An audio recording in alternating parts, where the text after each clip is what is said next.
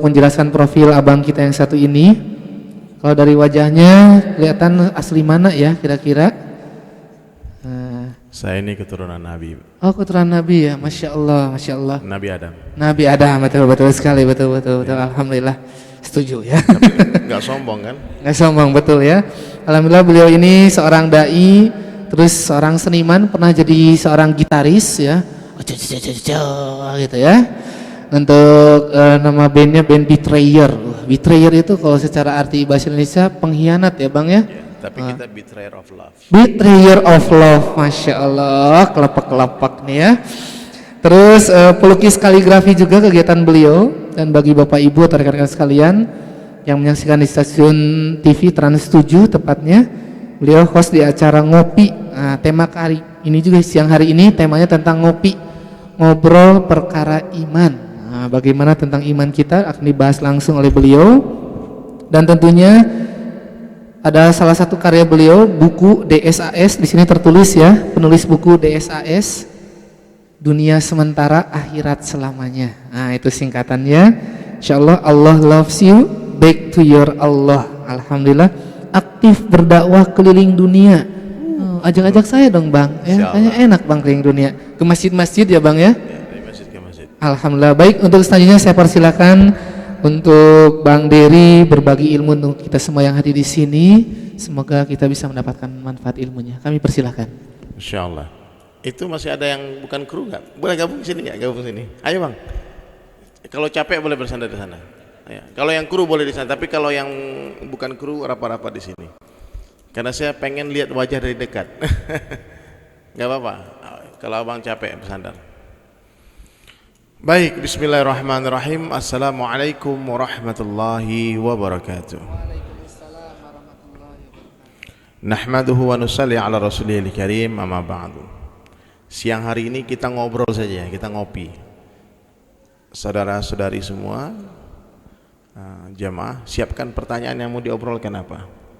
Nah, nanti kita ngobrol santai. Apa yang harus kita obrolkan? Perkara iman. Ngopi, ngobrol perkara iman. Sering orang tanya sama saya, Der, kenapa sih ente bikin acara ngopi, ngobrol perkara iman, kok bukan ngobrol perkara yang lain gitu ya? Karena perkara iman itu adalah perkara yang paling penting dalam kehidupan manusia ya. Perkara iman adalah perkara yang paling penting dalam kehidupan manusia. Tidak ada perkara yang lebih penting dari ini. Bisa nggak diucapkan kalimat ini Pak? Sederhana, tapi kita harus masukkan ke dalam hati bahwasanya perkara iman adalah perkara yang paling penting dalam kehidupan manusia. Ayo coba semuanya, yang keras suaranya. Perkara iman adalah perkara yang paling penting dalam kehidupan manusia. Ini kalimat sederhana, tapi kalau kita yakin, pikirkan nih kalimat. Maknanya tidak ada yang lebih penting dari iman. Tidak ada perkara yang lebih berharga daripada iman, melebihi harganya iman. Emas sebesar debu nggak ada harganya, berlian sebesar debu nggak ada harganya, tapi iman sebesar debu Allah Subhanahu wa taala hargai dengan surga yang luasnya 10 kali lipat dunia. Iman sebesar debu berapa harganya? Surga yang luasnya 10 kali lipat dunia. Rasulullah yang katakan.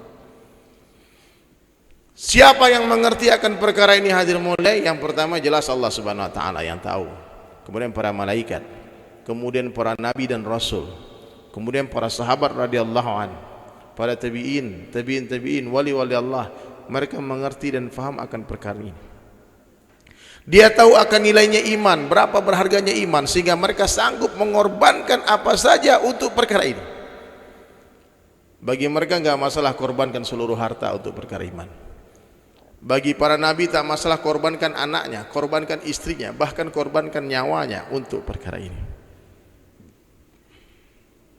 Hari ini karena kita jarang ngobrol perkara iman, jarang ngopi, yang kita obrolkan hari-hari benda-benda, bicara mobil, bicara rumah, bicara pakaian, mode, semuanya, sehingga kita faham harga mobil berapa, kita faham berapa harga rumah, kita tahu berapa harga tanah, berapa harga emas. Kalau ibu-ibu kita tanya berapa harga bawang, tahu. Berapa harga cabai, tahu. Berapa harga minyak, tahu. Ya nah? Tapi kalau ditanya berapa harga iman, tadinya nggak tahu, sekarang sudah tahu. Berapa? Harga iman berapa tadi? Sekecil-kecilnya iman, harganya surga seluas 10 kali lipat dunia.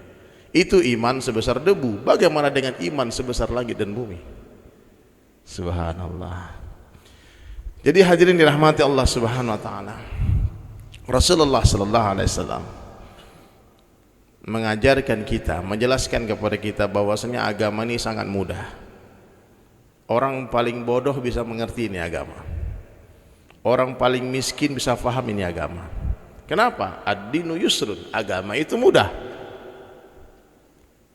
Jadi Nabi ajarkan dalam sebuah hadis, kalau Nabi sallallahu alaihi wasallam, jaddidu imanakum, kata Nabi. Perbaharilah iman kalian. Tingkatkan iman kalian, usahakan iman kalian.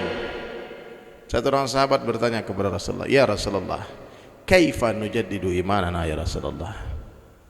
Bagaimana cara memperbaharui iman kami ya Rasulullah? Maka Nabi menjawab, "Aktsiru min qauli la ilaha illallah." Banyak-banyaklah kalian mengucapkan kalimah la ilaha illallah. Maaf Ustaz, saya lupa mau live ya, boleh nggak? Ya, biar lebih banyak orang yang dengar ya. Maklum Ustaz, artis, follower banyak kan? Maaf ya, nggak sombong loh. Nanti follow back ya. Follow back. Yang belum follow sekarang keluarkan handphonenya cepat. Dari Sulaiman. Bentar. Enggak, belum ya. Oh bagus nih kameranya. Saya nggak kelihatan gendut di sini. Tanya dulu, tanya, ada yang pertanyaan nggak? Sebentar. Bismillah. Karena kalau live harus kelihatan keren.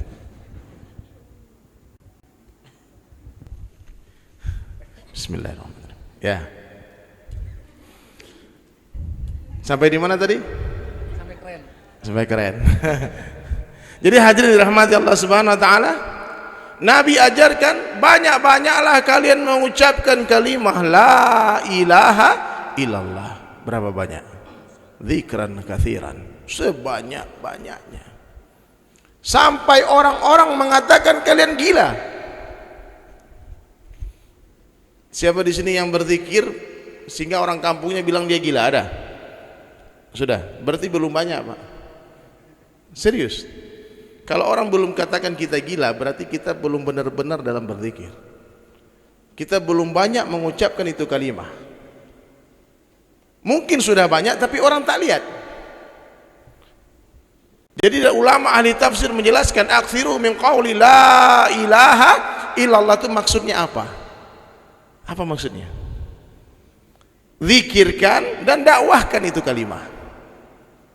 Kalau kita hanya duduk di pojok-pojok masjid, di dalam gua, di dalam mihrab, kemudian kita zikirkan itu kalimah la ilaha illallah sampai ratusan ribu kali, orang tak akan katakan kita gila, Pak. Paling orang intip-intip di masjid, oh itu wali Allah itu orang suci, itu orang soleh, ya enggak? Paling mereka nanti datang bawa aqua, bawa air putih minta ditiup kan? Wah, benar itu berkah, Pak. Habis-habis Quran, antum ambil air aqua, air putih, kemudian suruh dia tiupkan, suruh bacakan Al-Fatihah, itu obat. Nabi yang katakan, obat dari seluruh penyakit. Jadi kalau kita berzikir sendirian, diam-diam, kalimah itu, kalimah thayyibah, kalimah tauhid itu, orang tak akan katakan kita gila. Kapan orang katakan kita gila? Kalau kita sampaikan itu kalimah di pasar, di kebun, di sawah, di ladang, di jalan, di kantor, di busway. Antum jalan ketemu orang sampaikan itu kalimah, dalam hati orang itu pikir nih jangan-jangan orang gila ini. Iya. Nabi-nabi dibilang gila sebab ini. Sebelum Rasulullah sallallahu alaihi wasallam buat kerja dakwah, Nabi berkhalwat uzlah di Gua Hira. Setiap tahun 40 days, 40 hari meluangkan waktu meninggalkan anaknya, meninggalkan istrinya, meninggalkan kampungnya, rumahnya, pergi berdiam diri di Gua Hira, di Jabal Nur. 40 hari setiap tahun dari umur 25 tahun sampai umur 40 tahun. Kok 40 hari Ustaz? Tanya aja sama Allah dan Rasulullah, saya nggak tahu kenapa 40 hari. Banyak hal-hal yang nggak perlu kita tanyakan, kenapa harus 40 hari, kenapa harus begini. Dan nabi-nabi sering diterbiah dengan angka 40 hari ini. Nabi Musa alaihissalam 40 hari di Mount Sinai, di Bukit Tursina. Nabi Ibrahim alaihissalam 40 hari di dalam kobaran api. Nabi Yunus alaihissalam 40 hari di dalam perut ikan paus. Jadi nabi-nabi itu sering diterbiah dengan angka 40 hari. Rasulullah setiap tahun 40 hari di Gua Hira berzikir. Apa yang Nabi dapatkan? Kemuliaan. Orang-orang Quraisy, Abu Jahal, Abu Lahab, dan paman-paman beliau waktu itu yang belum Islam, hadirin mulia, semua mencintai Rasulullah. Bahkan Abu Lahab mengambil 2 orang putrinya Rasulullah menjadi menantu. Anaknya namanya Utbah dan Utaibah, la'natul alaih. Itu yang meludahi muka Nabi, itu anaknya Abu Lahab. Gara-gara apa? Nabi sudah mulai berzikir dari rumah ke rumah, dari pintu ke pintu. Setelah umur 40 tahun, hadirin mulia, Allah berikan wahyu kepada Rasulullah. Jibril dihantar menyampaikan surat Al-Alaq, Iqra bismi rabbikal ladzi khalaq, ila akhir ayat. Rasulullah katakan, saya tak pandai membaca. Nabi menggigil, dia kaget, lagi sendirian, tiba-tiba nur datang, cahaya, suatu makhluk bersayap. Nabi takut. Jadi Nabi menghafal Al-Quran pertama dalam keadaan ketakutan. Menghafal Nabi bukan dengan membaca, tapi dengan mendengar. Saya tak pandai membaca. Jadi mukjizat Rasulullah SAW itu ummi, tak pandai tulis baca, sehingga beliau suci, bebas dari fitnahan orang-orang kafir meniru kitab mereka. Kalau Nabi suka membaca, Pak, orang Yahudi, orang Nasrani dikatakan dia kan kopi kitab Taurat. Tapi Rasulullah tak pernah membaca sampai meninggal dunia, beliau tak pandai membaca. Bagaimana Allah Ta'ala ajarkan? Dengan dibacakan Al-Quran. 5 ayat turun, hadirin mulia, Nabi pulang lari ketakutan. Sesampainya di rumah, istri beliau Khadijah Al-Kubra menyambut kedatangan Rasulullah SAW. Rasulullah katakan, selimuti aku. Menggigil, wahyu turun. Jadi kalau orang sakit-sakit, panas dingin badannya itu, insya Allah nanti akan datang hikmah setelah itu. Ilmu itu kalau masuk, Pak. Kalau ibu-ibu kan, kalau mau hamil itu ngidam kan, itu sebetulnya mau ditiupkan ruh ilmu. Rasulullah panas dingin, minta selimut. Dia bercerita kepada Khadijah, tadi ada makhluk, mungkin malaikat, belum tahu siapa itu yang datang, Jibril alaihissalam. Kemudian hadirin sekalian, dia menceritakan kepada aku, menyuruh aku mengatakan Iqra. Khadijah dengar, Iqra bismi rabbikal ladzi khalaq, khalaqal insana min 'alaq, Iqra wa rabbukal akram, alladzi 'alama bil qalam, 'alamal insana ma lam ya'lam.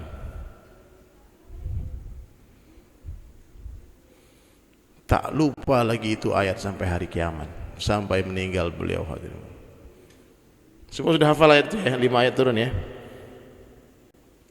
Lama wahyu tak turun. Sebelum Nabi dakwah, hadirin mulia, gelarnya apa? Al-Amin, orang mulia, orang yang di Pertuan Agung. Mereka tak akan ambil keputusan sebelum Rasulullah mengambil keputusan. Dicintai semua orang-orang Quraisy. Tak ada yang memusuhi Nabi karena beliau memang seorang pribadi yang sangat indah akhlaknya. Allahu Akbar. Tapi hadirin mulia, setelah perintah dakwah datang, Nabi itu berdakwah, Pak, sebelum perintah itu turun. Ajib ya? Sebelum turun itu surat Ya Ayyuhal Mudatsir, itu Nabi sudah mulai berdakwah, sahabat sudah mulai berdakwah. Langsung mengajak istrinya masuk Islam, Khadijah. Langsung mengajak Abu Bakar masuk Islam. Langsung mengajak sepupunya Ali bin Abi Thalib masuk Islam. Langsung mengajak pembantunya Zaid bin Harithah masuk Islam. Abu Bakar ketika berbaiat di hadapan Nabi sallallahu alaihi wasallam, tanpa banyak tanya, apa yang harus saya lakukan? Ilmu beliau cuma 2 kalimat syahadat saja. asyhadu an la ilaha illallah wa asyhadu anna Muhammad Rasulullah, itu Abu Bakar langsung mengajak 9 orang masuk Islam keesokan harinya. Satu hari jadi orang Islam, langsung mensyahadatkan 9 orang. Mohon maaf nih, kita sudah berapa orang yang kita syahadatkan? Coba pikir-pikir sebentar, berapa orang? Jangan salah hitung. Kita belum mulai berdakwah. Kita fikir ta'lim ini dakwah. Salah faham, Pak. Ini ta'lim. Dakwah itu mengajak orang kafir kepada Islam, itu dakwah. Dakwah itu mengajak orang dari diskotik ke masjid, itu dakwah. Mengajak orang dari kegelapan kepada tempat nur, itu dakwah. Ini orang-orang sudah di jalan Allah semua. Ini bukan dakwah, ini ta'lim, dakwah imaniyat. Ini penting juga, bukan enggak penting. Tapi yang urgent itu dakwah, mengajak orang-orang di luar masjid ke dalam masjid. Dari yakin kepada makhluk menjadi yakin kepada Allah, dari cinta kepada dunia menjadi cinta kepada akhirat, dari cinta kepada mal menjadi cinta kepada amal. Hadhihi dakwah. Mengajak umat dari 3 hal ke 3 hal. Dari yakin kepada makhluk menjadi yakin kepada Allah, dari yakin kepada dunia menjadi yakin kepada akhirat, dari yakin kepada mal menjadi yakin kepada amal. Itu yang Nabi buat, hadirin sekalian. Lama wahyu tidak turun. Setelah 5 ayat yang turun di Gua Hira, Rasulullah gelisah, sedih, mana Jibril mana tak datang lagi. Satu hari Nabi ambil selimutnya, hadirin sekalian, dia tutupi kepalanya. Nabi duduk berselimut. Jibril turun membawa wahyu dari Allah, surat Al-Mudatsir. Ya ayyuhal mudassir, hai orang yang berselimut, qum, bangun, fa'anzir, beri peringatan, perintah dakwah turun. Jadi Nabi sebelum perintah ini datang, Nabi dakwah senyap-senyap, diam-diam. Nabi tak terang-terangan ke pasar, ke rumah-rumah, cuma datang orang-orang dekat beliau saja.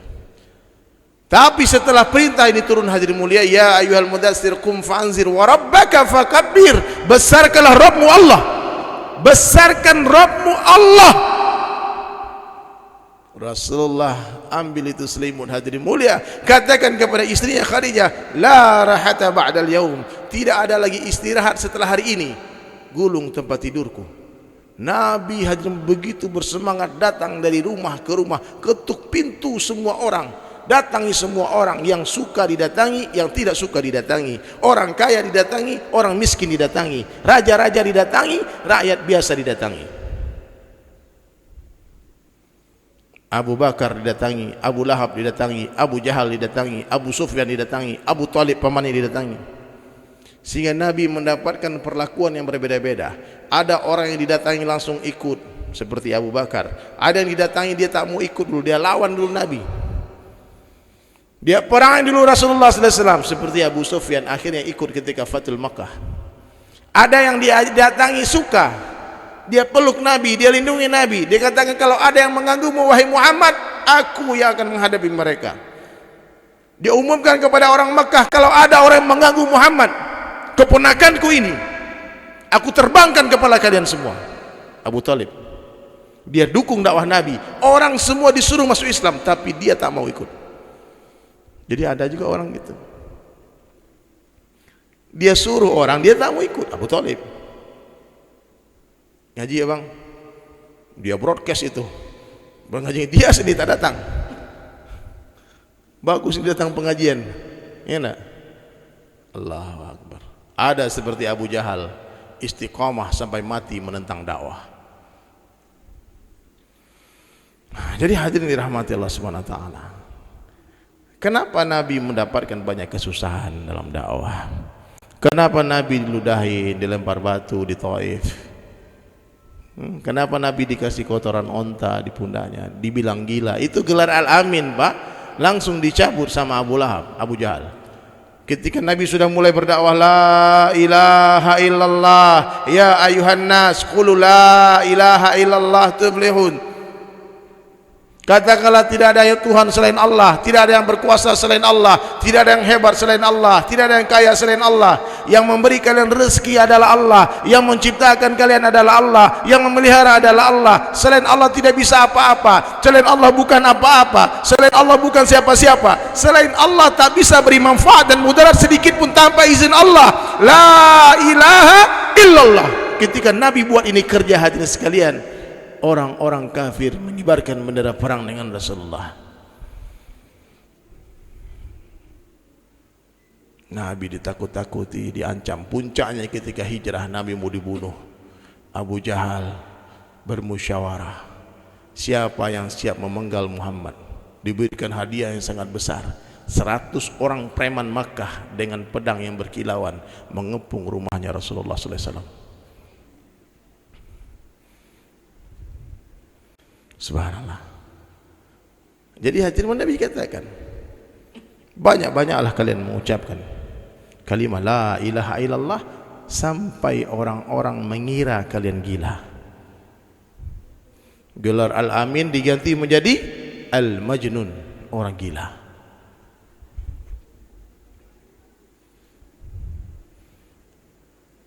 Siap jadi orang gila insyaallah. Gila-gila karena Allah, bersama kita gila, tidak masalah ya. Saya pun siap juga dibilang gila.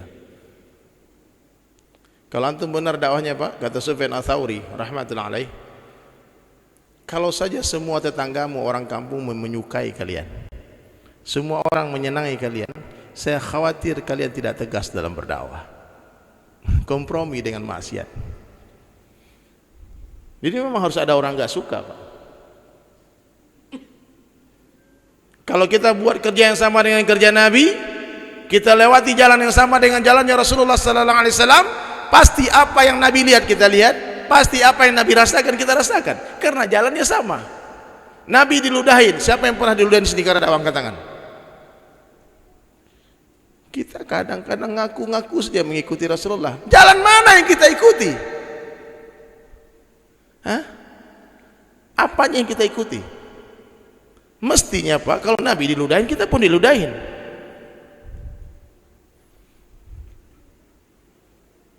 Saya rasakan itu Pak. Saya yakin kerja dakwah ini benar. Ketika di Bali Pak, saya diludahin orang anak metal, ilmu tak ada, dakwah. Ketika saya diusir dari masjid-masjid, dari masjid diusir, ajib kan? Sedih kalau Nabi mau curhat sama Rasulullah, ya Rasulullah, sekarang yang membenci kami ini bukan musuhmu tapi umatmu. Umatmu benci dengan sunnahmu hari ini ya Rasulullah. Dia benci lihat orang pakai jenggot, pakai sorban, pakai gamis, pakai cadar, pakai nikab, pakai jilbab besar. Umatmu benci melihat itu ya Rasulullah. Bayangkan Pak. Siapa yang ngedip-ngedipkan mata kalau orang lihat jalan seperti ini Pak? Saya sering lihat. Kalau saya jalan Pak sama istri pakai cadar, orang sering lihat monyong mulutnya. Sakit hati itu Pak kalau ngelihat. Teroris lewat, teroris, aliran sesat. Sedih hari ini kita melihat keadaan umat. Tapi Nabi sudah sinyalir dari awal-awal 1400 tahun yang lalu, Islam datang dalam keadaan asing, ghuraba, dan akan kembali lagi dalam keadaan asing. Beruntunglah, berbahagialah orang-orang yang dipandang asing itu. Siap jadi orang asing Pak? Asing ya apa-apa, ikut Nabi, jaminannya surga. Man ahya sunnati faqad ahabbani wa man ahabbani kana ma'i fil jannah. Siapa menghidupkan sunnahku sungguh dia cinta kepadaku, dan siapa yang mencintaiku akan bersama-sama denganku di dalam surga. Man tamassaka bi sunnati 'inda fasadi ummah falahu ajru mi'ati syahid. Siapa yang berpegang teguh dengan sunnahku di tengah rusaknya umatku, bagi mereka pahala 100 orang mati syahid. Allahu Akbar. Saya dengar hadis ini apa-apa dah. Kapan nih dibunuh nih gara-gara ini? Kapan mati gara-gara ini ya Allah? Jangan takut, bodoh amat. Diketawain bodoh amat. Ilmu tak ada, sorban besar. Kalah-kalah yang kayak kiai kau bukan. Kopral pakai baju jenderal. Saya sendiri gitu Pak. Ada orang itu di sosial media terutama, dibilang kopral pakai baju jenderal. Dia bilang saya ini kopral tapi pakainya jenderal. Bodoh amat. Orang ditanya, Habib, ini nyindir Pak, dibilang saya Habib. Saya bilang saya bukan Habib. Saya ini Abib. Tahu Abib Pak? Arab bukan, India bukan. Abib dari Sulaiman. Ya. Tapi saya pencinta para habaib. Cek hati saya. Cinta keluarga Nabi. Jangan lukai keluarga Nabi. Jangan hina keturunan Nabi. Jangan hina sahabat Nabi. Karena saya siap mati untuk mereka. Kita ini orang bodoh-bodoh, dosa banyak Pak. Udah bodoh-bodoh aja. Cintai ulama.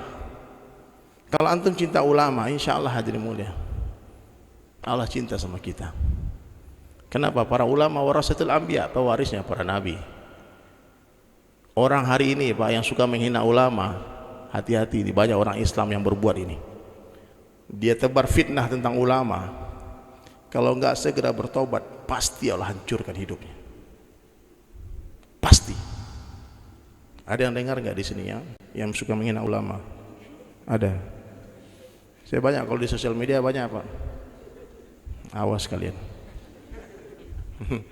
Suka hina ulama, hancur.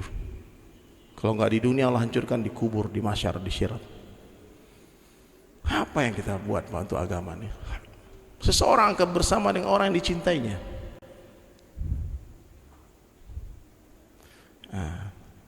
Pertama, cintai Allah. Kalau kita mengaku mencintai Allah, syaratnya ikuti Rasulullah. Qul in kuntum tuhibbunallaha fattabi'uni yuhibbukumullah. Kalau kalian benar-benar mencintai aku, kata Allah, fattabi'uni, ikuti Rasulullah sallallahu alaihi wasallam.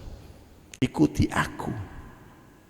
Yuhibbukumullah, maka Allah pasti akan mencintai kalian. Sekarang periksa. Jangan lihat orang, diri kita. Sudah berapa banyak sunnah yang ada pada diri kita? Sunnah ini banyak Pak. Banyak sunnah ini, jangan diremehkan. Dulu para sahabat menghidupkan sunnah karena itu sunnah. Hari ini kita umat Rasulullah sallallahu alaihi wasallam meninggalkan sunnah karena itu sunnah. Ya. Kenapa Bang enggak hidupkan ini pakai sunnah ini? Oh itu kan sunnah bro. Terus kenapa kalau sunnah harus ditinggalkan? Justru karena itu sunnah kita hidupkan. Jangan remehkan sunnah. Tak ada sunnah yang kecil. Sekecil-kecilnya sunnah lebih berharga daripada syurga. Surga kesenangan nafsu kita, tapi sunnah kecintaan Allah. Syurga itu kecintaan nafsu kita, tapi sunnah kecintaan Allah. Seluruh tubuh Nabi Allah cintai. Apapun yang berhubungan dengan Rasulullah Allah cintai. Sendalnya Nabi Pak, capalnya Nabi, sandalnya Rasulullah sallallahu alaihi wasallam Allah lebih cintai daripada seluruh dunia beserta isinya.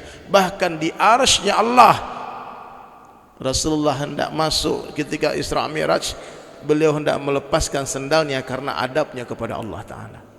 Tapi apa Allah katakan kepada Rasulullah? Ya Habibi, kekasihku, pakai sandalmu. Sandal Nabi masuk ke Sidratul Muntaha.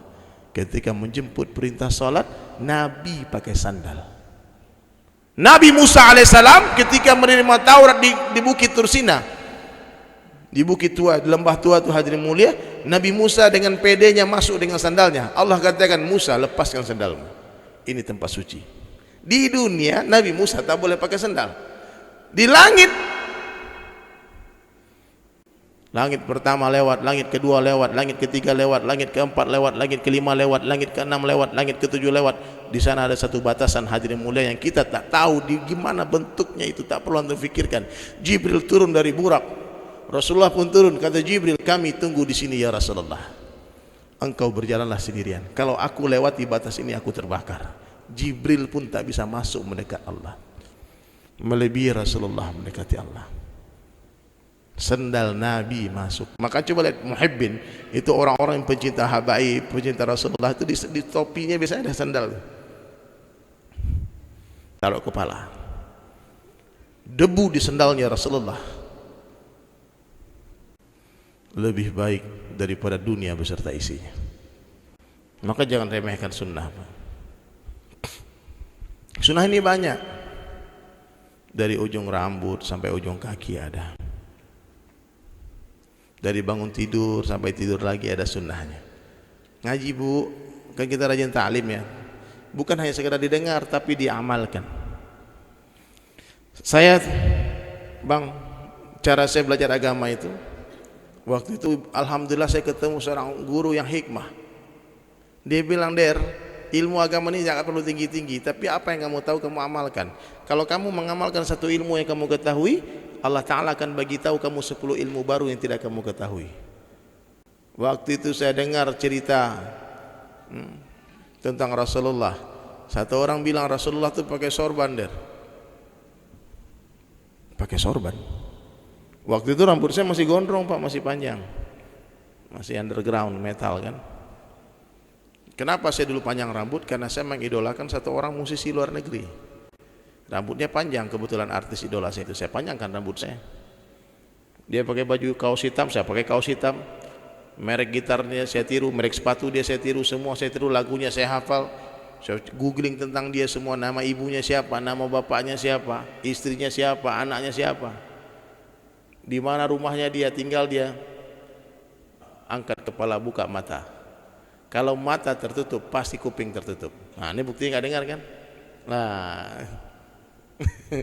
itu di belakang lagi, buka mata. Kasihan Pak, dipijit-pijit dikit. Ah, pijit-pijit. Tatap mata saya. Saya Pak, saya. Kenapa saya suka bangunkan orang lagi tundukkan kepala tidur lagi majelis? Karena saya begitu. Saya kalau dengar ceramah nih, lihat terus tundukkan kepala. Tidak lama, 1 menit lewat Pak.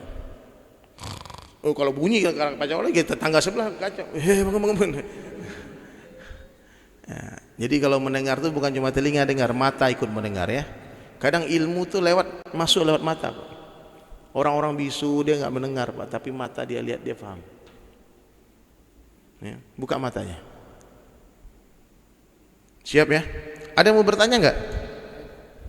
Silakan. Ini saya lihat dulu teman-teman ini. Ya, silakan lihat dulu statusnya ya Bang. Banyak yang loversnya ya.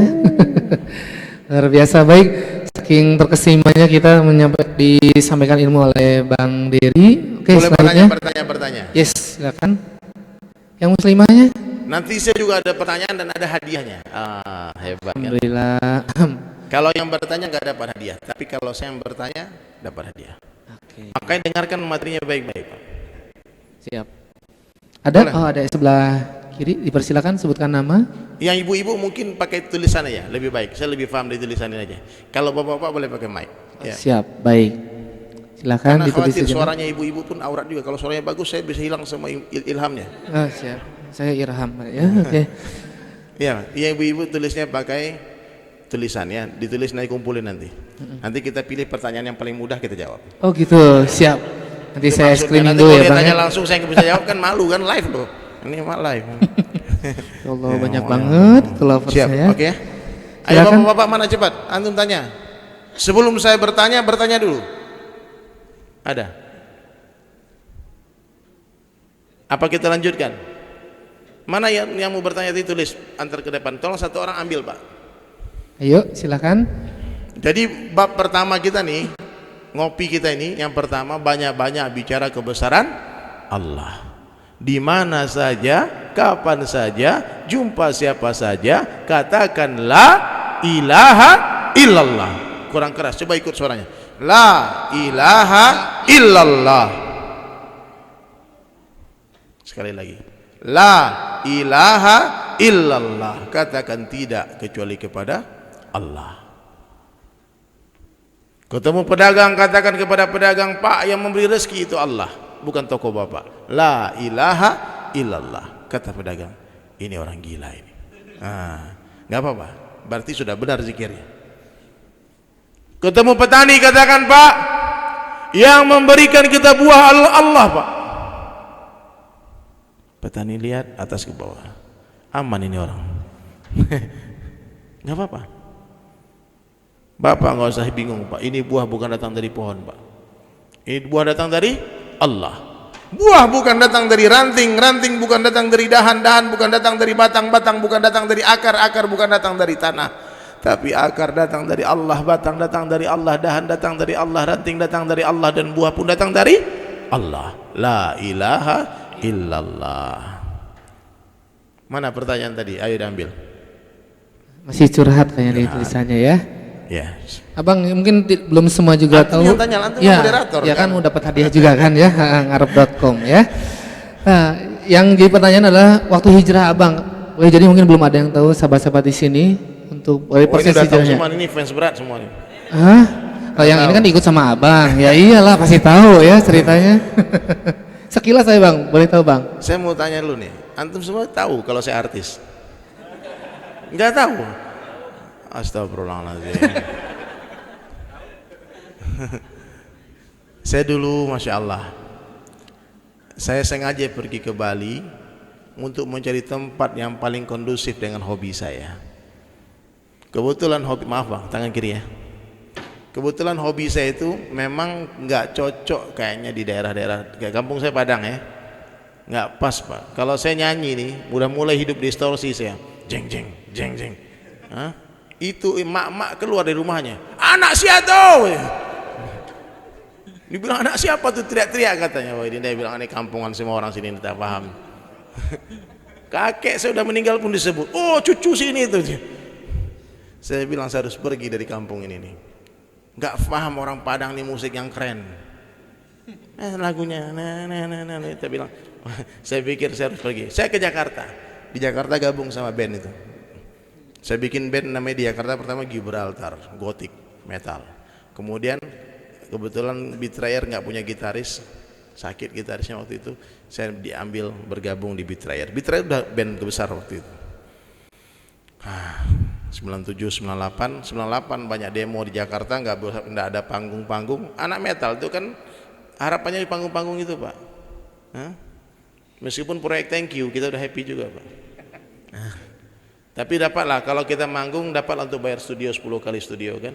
Ini udah 1 bulan nggak ada panggung, 2 bulan nggak ada panggung, 3 bulan nggak ada panggung. Waduh, nggak mungkin Jakarta ini. Teman saya bilang, Der ke Bali aja Der, di Bali nggak ada demo. Wah iya ke Bali. Apalagi teman saya bilang di Bali itu nggak ada azan bro. Ente serius nih? Saya bilang, jangan bohong. Enggak, ada azan tapi nggak boleh pakai speaker luar karena orang Islam minoritas. Saya bilang, mantap ini tempat nih. Saya ke Bali Pak, mau lari itu dari agama Pak. Karena saya suka ketemu orang-orang tuh kalau dakwah marah-marah terus. Tiap ketemu saya, ente tahu nggak ini musik haram? Ini dalilnya nih. Saya bilang, aduh ini haram-haram terus orang ini bilang nih. Saya bilang kan, bayangkan kita belum sholat dia bilang musik haram. Seperti orang menceritakan nikmatnya pernikahan kepada anak kecil. Tak apa anak kecil. Anak kecil tuh kasih es krim, kasih coklat, kasih mainan. Anak kecil. Orang belum sholat di luar sana, antum jangan bicara hukum hakam agama. Hukum hakam bicarakan di majelis ta'lim, bukan di majelis dakwah. Majelis dakwah bicara kebesaran Allah. Sehingga saya pikir Islam ini tak baik dulu. Saya pikir orang Islam ini tak bagus, tak senyum, marah-marah terus, dikit-dikit kafir, dikit-dikit bid'ah, dikit-dikit sesat, dikit-dikit kamu masuk neraka. Saya pakai celana di bawah mata kaki. Finnar ini. Dibilang gitu kan, isbal kan? Dibilang celana masuk neraka. Saya bilang, masa gara-gara celana aku masuk neraka? Kita kan tidak paham dulu Pak ya, kita nggak paham ilmunya. Makanya dai-daiyah ini kita mesti hikmah dalam berdakwah. Nabi itu di Mekah dakwah awal-awal tak bicara halal haram. Nabi sahabat lagi minum Pak, Nabi cuma senyum aja, lihat, ucapkan la ilaha illallah. Kalau Nabi pertama kali dakwah langsung bicara khamar haram, tak ada orang yang masuk Islam. Khamar itu haram di Madinah. Waktu perang Badar turun Pak, berita Badar itu sahabat belum diharamkan itu khamar. Baru diharamkan sholat dalam keadaan mabuk. Paham? Hikmah Allah Ta'ala turunkan agama bertahap-tahap. Maka kalau dakwah itu jangan hantam kromo aja, halal haram, halal haram, hantam. Itu halal haram itu lain lagi babnya. Tapi sedikit-dikit ngomong, bukan. Jadi waktu itu kebetulan bang saya beberapa kali ketemu orang, setiap ngomong salah terus, semua kita salah saja. Saya lagi buta, dia cerita keindahan, saya tak paham. Menceritakan keindahan kepada orang buta sebuah kebodohan. Sembuhkan matanya biar dia lihat sendiri. Bunga itu jangan dipaksa mekar, nanti mati. Sirami pelan-pelan, nanti akan mekar sendiri pada waktunya. Itu dakwah. Telur ayam itu Pak, kalau antum pecah dari luar nggak jadi anak ayam, jadi telur dadar maksimal. Hah?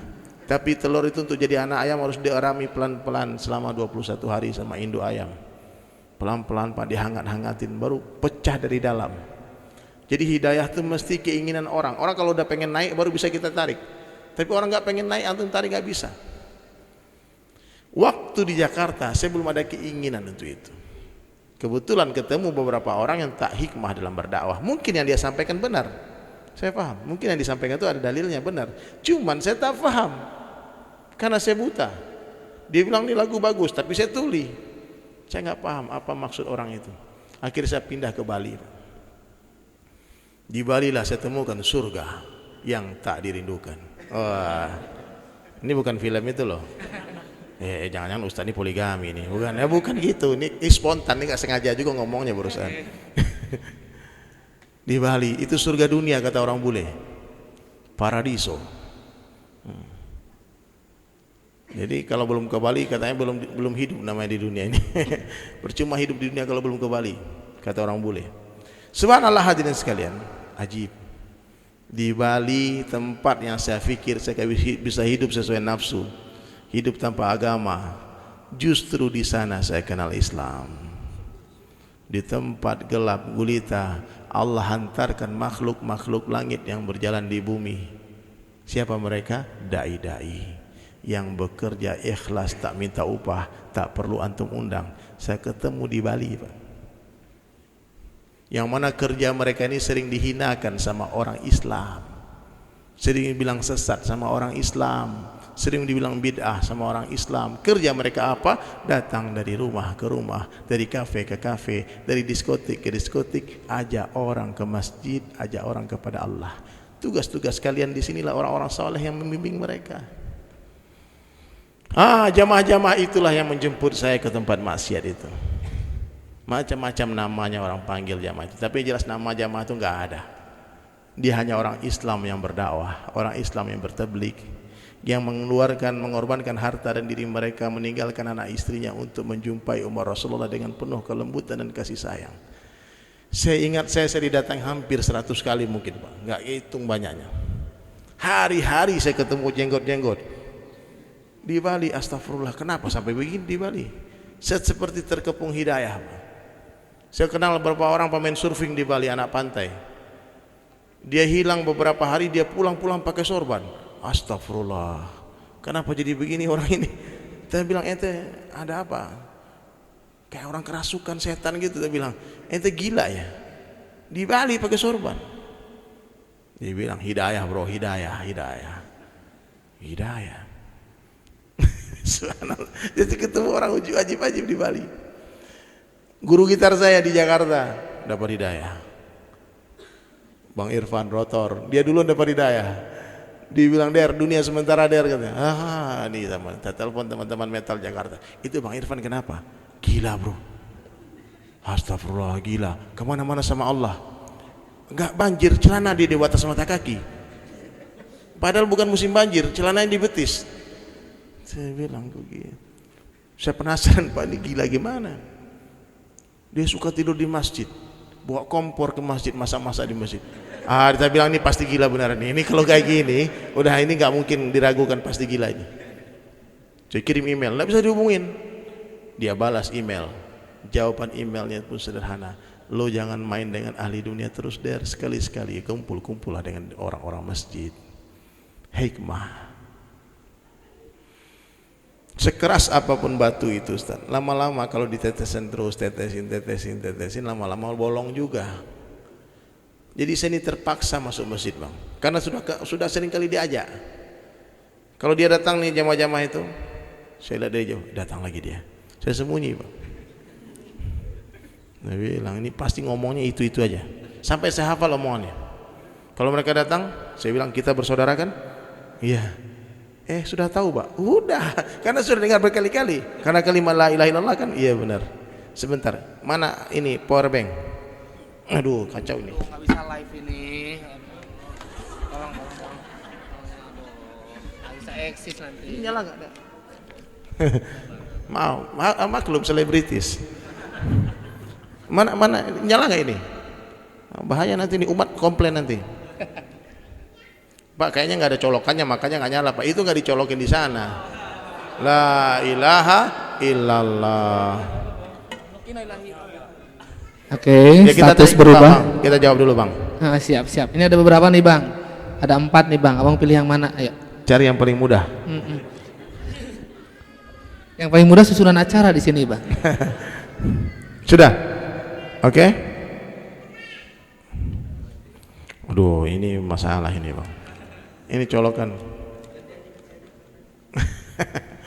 Maaf ya. Jarang kan penceramah kayak gini kan? Eksis Bang, eksis. Bagaimana cara seorang muslimah berdakwah? Allahu Akbar. Ini pertanyaan ibu tadi ya. Muslimah dan muslim sama-sama cara berdakwahnya, dengan penuh mahabbah, kelembutan, tak boleh marah-marah. Nah, ada temannya mama nih, kakak ada teman belum pakai hijab. Gimana cara dakwah sama dia? Belikan dia hijab. Pergi ke toko pakaian muslim, belikan hijab yang bagus, bungkus kado yang bagus, terus katakan hubbiki fillah, aku mencintaimu karena Allah. Kamu pakai ini pasti lebih cantik. Kasih dia. Jangan datang, baca nih Al-Ahzab 59. Kau tak paham ya, udah tua, udah bau tanah nih. Itu namanya marah-marah. Itu bukan dakwah. Dakwah itu tak boleh marah-marah. Ya, dakwah tak boleh marah-marah. Pernah dengar kalau ilmu itu akan sampai pada waktunya. Kalau kita sudah belajar tapi belum paham, itu katanya belum paham, itu bagaimana? Paham nggak? Saya pun tak paham ini dengan pertanyaan ini. Siapa yang beri kepahaman? Allah. Yufaqihu fiddin. Orang yang Allah kehendaki kebaikan kepada dia, Allah berikan kepahaman akan perkara agama. Banyak orang disampaikan tak paham benar. Dia udah belajar tapi tak paham, agak slow. Nah, itu ujian juga dari Allah itu. Tapi perintah Allah belajar. Bapak Ibu sekalian, tahu nggak nanti di akhir Allah tanyakan kepahaman kita. Apakah kefahamanmu sudah kamu amalkan atau tidak? Jadi nggak masalah Pak, antum amalkan sesuatu nih, kita akan dihisab atas amal kita. Ya Allah, aku memahami ayat itu seperti ini, maka aku lakukan seperti ini. Kata Allah, bagus. Meskipun salah paham. Kan IQ orang beda-beda Pak, makanya para ulama berbeda pendapat. Fikih itu kefahaman, ilmu fikih. Maka tak mungkin karena IQ-nya para imam itu berbeda, karena kecerdasannya berbeda, karena intelektual mereka berbeda, karena hafalan mereka kuatnya berbeda-beda, maka tak mungkin kefahaman disatukan. Kefahaman itu berbeda-beda. Imam ini katakan begini, imam ini katakan begitu. Dua-duanya bisa benar. Paham? Jadi antum pahami, oh begini ya kayaknya. Saya pahami nggak begitu? Ya sudah, amalkan. Nanti kita tak akan ditanya, hei dari Sulaiman, apakah kamu sudah mengamalkan kefahaman si fulan? Bukan. Apakah kamu sudah mengamalkan ilmu yang kamu ketahui? Apakah kamu sudah mengamalkan kefahamanmu? Itu yang akan Allah tanyakan, bukan kefahaman orang. Jadi terus saja belajar ya. Baik. Bagaimana cara memulainya, membicarakan perkara iman, la ilaha illallah kepada teman kita yang non muslim. Alhamdulillah. Tahu nggak? Saya ini paling sering berdakwah kepada orang non muslim di Bali. Kita mesti yakin seluruh ruh manusia apapun agamanya itu pernah berkumpul dengan ruh kita di Lauh Mahfuz, di alam ruh. Ketika ruh diciptakan secara serentak, ruh ini diciptakan sekaligus, dikeluarkan bertahap-tahap, bergiliran. Allah kumpulkan seluruh ruh, termasuk ruhnya Fir'aun, ruhnya Namrud, ruhnya nabi-nabi, semua ruh. Allah tanyakan, alastu birabbikum, apakah kalian mengakui aku sebagai Rabbmu? Semua ruh mengatakan, kami bersaksi engkau adalah Rabb kami. Jadi orang non muslim sebutlah nama Allah di telinganya dia, pasti hati dia berdebar-debar karena dia pernah mendengar nama itu dulu di alam ruh. Dan seluruh ruh manusia merindukan nama itu, merindukan kalimah itu. Saya bang, udah banyak bang ngajarkan kalimah ini la ilaha illallah kepada bule-bule itu mungkin dari ribuan orang. Setiap bule ketemu saya pasti dia syahadat. Kalau nggak syahadat, belum saya pisah. Saya pegang terus tangannya. Saya bilang ini mantra. Kamu mau sukses nggak? Asyhadu an la ilaha illallah. Saya kasih kertas kayak gini, saya kasih tulisan. Kamu masukin kantongmu. Kalau kamu naik pesawat, aman pesawatmu nanti. Wah, ayo iya. Udah. Asyhadu an la ilaha illallah sebenarnya. Udah. Mudah-mudahan nanti Allah beri dia syafaat sebab ini. Amin. Sini Pak. Kamera di sini Pak. Tengah. Ya. Jadi kalau kita bicara kepada orang non-muslim, jangan usik agamanya. Jangan pernah sekalipun menghina agama orang lain, menghina Tuhan-Tuhan mereka. Karena kata Allah, karena kejahilan mereka akan menghina aku. Jadi saya selama berdakwah bang, mbak, kak, tak pernah sekalipun saya berdebat. Undangan debat antar agama itu sudah puluhan masuk ke saya. Tak satu pun saya hadiri. Ngapain berdebat sama orang non-muslim? Tidak meningkatkan iman. Ya. Yang ada nambah musuh. Kecuali kalau dia berdebat mencari kebenaran, empat mata, ayo. Ya nak. Kalau depan umum Pak, orang ego. Dia kalah, dia sakit hati, dia dendam. Dia cari lagi kesalahan kita, dia caci maki lagi agama kita. Maaf ya, silahkan yang melanjutkan dengan cara seperti itu. Mudah-mudahan jadi asbab hidayah. Tapi Syekh Ahmad Didat katakan sekian banyak perdebatan yang saya menangkan, hasilnya tak terlalu mengembirakan. Ujungnya rata-rata katakan you go your way, I go my way. Tak mau ikut, sakit hati Pak, dia kalah. Jadi kalau saya diajak berdebat sama orang masalah agama, saya katakan please no debat brother. I talk to you 5 minutes and you talk to me 5 minutes. If you like your way, I will follow you. If you like my way, you following me. If you don't like, you go your way, I go my way. Lakum dinukum waliyadin. You my brother. Meskipun agama kita berbeda, tapi kita satu keluarga dari keturunan Adam dan Hawa. Ya, kita semua berkeluarga, semua bersaudara. Kita nggak tahu ending perjalanan hidupnya setiap manusia ini. Saya pernah punya teman di Bali, orang Jerman. Tahu, setiap ketemu dia, saya pasti dakwah. Saya bilang, hey brother, please become a Muslim. Dia bilang apa? No. Islam radikal, Islam teroris, Islam ISIS, Islam Taliban. I don't like Islam brother. Tiap ngomongnya kita terus Pak. Tapi saya senyum terus. Brother, you success, you become a Muslim. Please, I promise you heaven. Aku janjikan kamu surga. Haji, satu hari Pak, wallahi demi Allah, saya dapat telepon dari Bali. Ini si bule orang Jerman namanya Mr. Jens. Dia masuk rumah sakit, tahu dia sakit kanker lambung Pak. Kata dokter tidak bisa lagi diobati. Kanker dia sudah terlalu parah karena sudah pernah di kemo dan sebagainya. Dokter bilang ini nunggu waktu aja, paling 2 minggu lagi estimasi kami Pak Ustadz. Ini teman bapak ini sebut-sebut nama bapak sudah datang ke Bali. Where is Sulaiman? Kasih nomor, suruh telepon. Saya datang ke Bali sama keluarga, anak istri saya aja. Saya datang langsung ke rumah sakit, ketemu si bule tadi yang selalu ngejek-ngejek Islam tadi Bang. I don't like Islam is no. Memang nampak di TV apa yang disampaikan itu benar. Kill, sembelih, fighting, war, kebencian, teriak-teriak, marah-marah. Subhanallah. Saya datang sama dia, kita dakwah. Saya bilang, apa lagi? Berkaca-kaca mata, dia bilang, I scared to die. Saya takut mati. Saya bilang, gak usah takut mati, karena everybody will die. Saya pun akan mati. Please brother, become a Muslim. Please, look at my eyes. Saya dakwah, saya puji tangan. Kamu lihat mata saya, I really love you brother. I promise you, if you become a Muslim, I will promise you heaven. Karena this the man. Ini janji, promise come from the mouth, the man who never lie in his life. Janji ini keluar dari lisan manusia yang tak pernah berdusta sekalipun seumur hidupnya. He is the last messenger of Allah, the Prophet Muhammad sallallahu alaihi wasallam.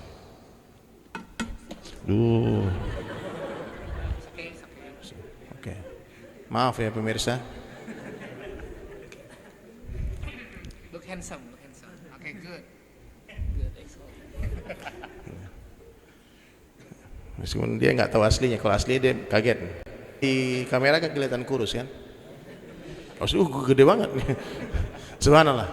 Akhirnya hadirin mulia, saya bilang, become a Muslim please. Jam 4 sore dia bersyahadat, nangis mengalir mata, dikatakan, we are Muslim Sulaiman, we are Muslim, kita Muslim. Jam 9 malam dia meninggal. Jam 4 dia syahadat, jam 9 hampir 10 dia meninggal dunia dengan la ilaha illallah, tasbih di tangannya. Please don't remove this from my hand. Maka kalian semua, kita semua, jangan pernah menghina orang kafir. Kita nggak pernah tahu akhir perjalanan hidupnya. Hina kekafirannya, orangnya jangan. Benci kekafiran, orangnya jangan. Ada yang nggak setuju? Saya nggak benci sama orang-orang kafir, orang Kristen saya nggak benci, orang Yahudi saya nggak benci. Tapi Zionisnya, sifat dia yang mengganggu orang-orang Gaza, Palestina, saya akan benci, saya akan perang, itu sifat. Tapi orangnya harus disaingi. Rasulullah suapi orang Yahudi makan. Jenazah orang Yahudi lewat di depan rumah dia, beliau menangis. Allahu Akbar. Akhirnya masuk Islam dia. Siapa yang memberi hidayah? Allah. Maka kita jangan sombong, Pak. Kita nggak tahu akhir perjalanan hidup kita. Bagaimana pendekatan dakwah untuk orang yang suka bertanya-tanya kepada orang pintar, kiai, sehingga dia punya keyakinan bahwa dengan bantuan kiai tersebut urusannya lancar. Dari Alfi. Masya Allah. Bertanya kepada kiai itu perintah Allah. Ulama, masalah dunia dan akhirat, bukan minta mantra jampi-jampi, bikin jimat. Itu nggak boleh, jimat-jimat itu musyrik. Ya, kau pegang ini nih semua batu ini, nggak boleh. Apalagi dukun. Dukun dia bilang, kamu ambil pasir tujuh tempat, terus air di 7 muara, diputar 5 puri de kantang. Kalau naknya menurik dia datang. Oh, itu kiai dukun tuh nggak boleh tuh. Dibawahnya mantra-mantra, sebut namanya. Banyak di kampung saya banyak tuh. Nggak boleh, Pak. Nah, kalau ada orang ketemu seperti itu, ceritakan kisah Nabi Ibrahim. Hei Pak, tahu nggak? Kak, Dek, Mbak, Nabi Ibrahim ditawarkan malaikat bantuan. Jibril datang mengatakan, Ibrahim, minta tolong sama aku Ibrahim.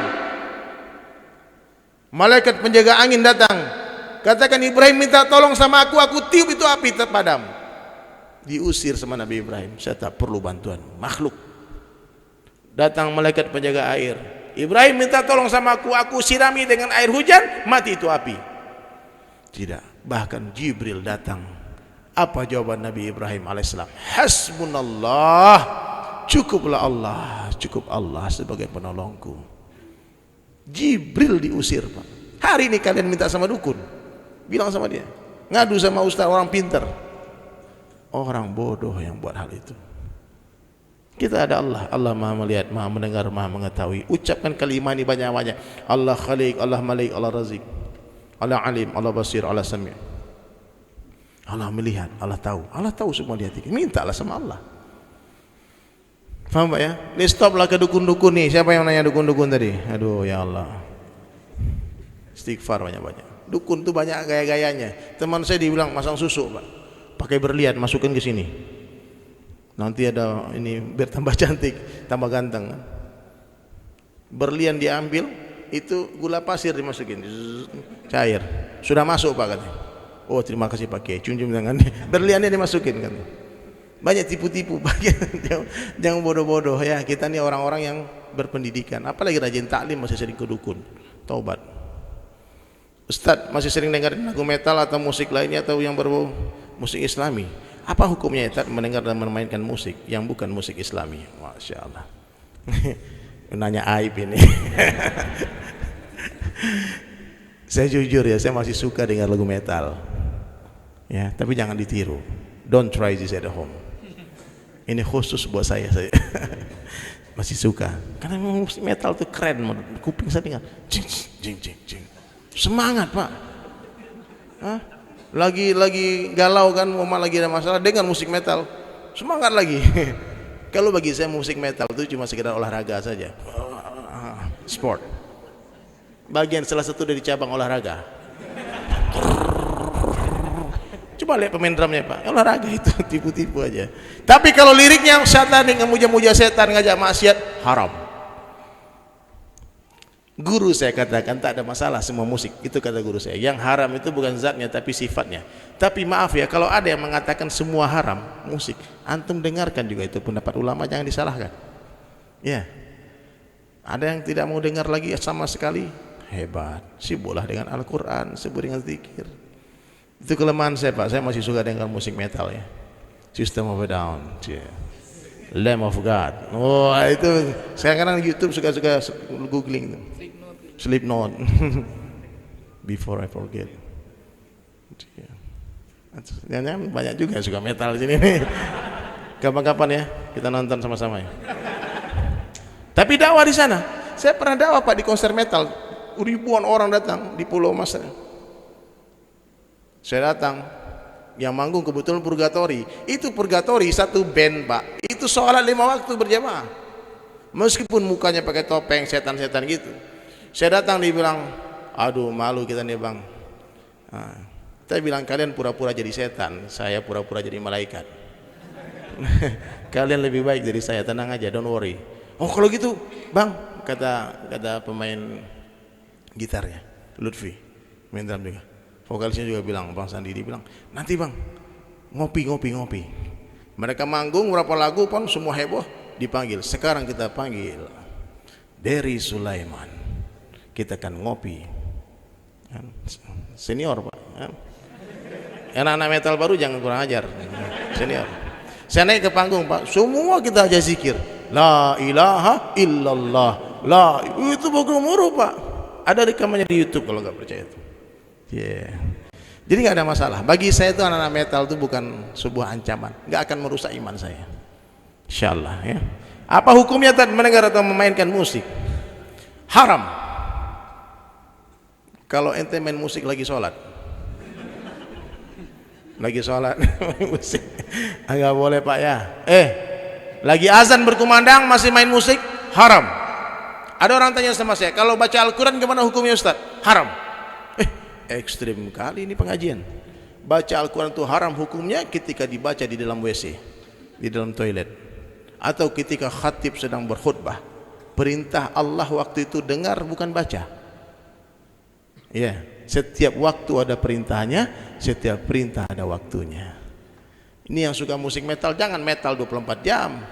Ada waktu minimal 2,5 jam setiap hari metal, boleh. maksimal kau minimal. Boleh lah. Ya. Tapi azan berkumandang matikan. Oke. Musik boleh metal, sholat tak boleh tinggal. Itu versi saya Pak. Tapi jangan disamakan. Kalau Ustadz itu bilang musik haram, ikuti dia. Ya. Kalau antum meyakini itu haram, tinggalkan. Tapi ingat, ada ulama yang membolehkan.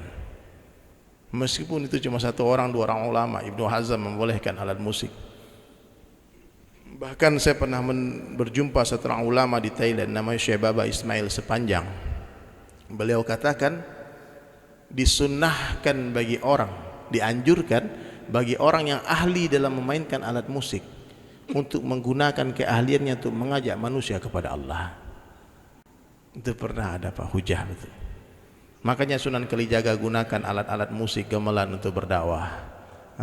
Syekh Jalaluddin Rumi gunakan serulingnya, nyanyiannya, semuanya, tarian sufinya untuk mengajak orang-orang Turki berzikir. Syekh Muhyiddin Chisti dengan syair-syair yang dia buat, lagu-lagu nasyid yang dia buat di Hindustan, 9 juta orang masuk Islam. Alhamdulillah lagu-lagu yang saya buat sudah banyak juga menjadi asbab hidayah orang masuk Islam. Anak saya pengen belajar nyanyi, saya carilah guru, dapat penyanyi gereja. Guru ngajinya, saya yakin penyanyi gereja pasti bagus suaranya. Datang ke rumah, suruh dia bimbing lagu, ngajarin lagu, yang lagu saya yang di SAS tuh, Dunia Sementara Akhirat Selamanya. Orang kaya mati, orang miskin mati. Enggak tidur dia malam Pak, dia pikir lirik itu. Dia WhatsApp saya, dibilang Ustadz boleh besok saya tanya-tanya agama. Dia datang ke rumah besoknya langsung bersyahadat masuk Islam. 5 menit saja bicara. Allahu Akbar. Kemudian kita nikahkan dia dengan satu orang Muslim namanya Adit. Dia orang Ambon kan, perempuan itu. Dulu penyanyi gereja, sekarang udah pakai nikob, pakai cadar. Lahir anak dia berapa bulan yang lalu. Dia telepon, anak dia lahir kembar 4 Pak. Laki perempuan normal lagi lahirnya. Allah, tak bilang kayak kucing aja kau. Anak banyak lahir. Ya, lagu-lagu pun bisa jadi asbab hidayah ya, ada syair dan syiar dan syair. Pak, ini ikhtilaf. Faham? Teman-teman semua, ini bab zona khilafiyah. Kalau ada yang mengharamkan, cium tangan dia. Jangan berdebat dengan dia. Ya. Tapi kalau ada yang masih memainkan musik religi dan sebagainya, jangan hakimi mereka. Ada Mas Opik, ada Maher Zain, Raef, Zain Bikha, banyak lagi penyanyi-penyanyi religi sekarang. Ada Senada, ada nasyid-nasyid, ada yang Raihan Malaysia, banyak Pak. Dan mereka semua orang-orang saleh. Mereka semua pencinta Allah. Mereka semua penggila Rasulullah SAW. Mereka semua hati dia penuh dengan Al-Quran dan zikrullah. Jangan lukai hati saudara muslim. Jangan, cukup saya caci maki nggak apa-apa. Saya dibilang wali setan di Facebook itu sering. Dia ada nggak di sini bilang musik haram? Biasanya dia bilang musik haram. Ada. Tak apa-apa. Kalau ada caci maki yang lebih brutal dari itu, kasih sama saya. Enggak masalah, tapi ustaz-ustaz itu jangan dicaci maki. Ada almarhum Uje, ada Agim, jagalah hati, jangan kau kotori. Ada kan? Ada Arifin Ilham Ustaz, masih subhanallah. Mengikutin ya. Alhamdulillah. Nanti kita zikir. Baik, lanjut ya. Pak Ustaz, amin. Bagaimana menjaga iman supaya iman tidak naik turun? Iman kita ini bukan naik turun, tapi iman kita keluar masuk. Pagi beriman, sore kafir. Sore beriman. Ini Nabi yang katakan, kalau naik turun itu iman sahabat. Cara menjaganya banyak-banyak bicara kebesaran Allah. Di hari kita bicara kebesaran Allah, hari itu iman kita naik. Di hari kita bicara kebesaran selain Allah, hari itu iman kita turun. Kenapa hari ini iman kita turun naik? Karena kita tidak istiqomah dalam bicara kebesaran Allah. Stop bicara kebesaran pamannya, bicara kebesaran bapaknya, bicara kebesaran lainnya, atau bicara kebesaran diri. Stop. Allah saja yang hebat. La ilaha illallah. Ustaz, saya mau tanya, kalau penghasilan dari musik itu haram atau tidak? Kebetulan saya suka manggung di acara yang bertempat di klub, bar. Apakah hukumnya haram? Siapa nih bertanya nih? Kapan kita jamming? Sebentar, habis dia.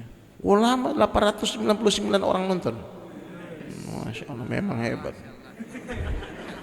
Karena udah ya, istirahat dulu kalian ya. Pak, di dalam agama kita ini banyak yang haram. Haram itu artinya apa?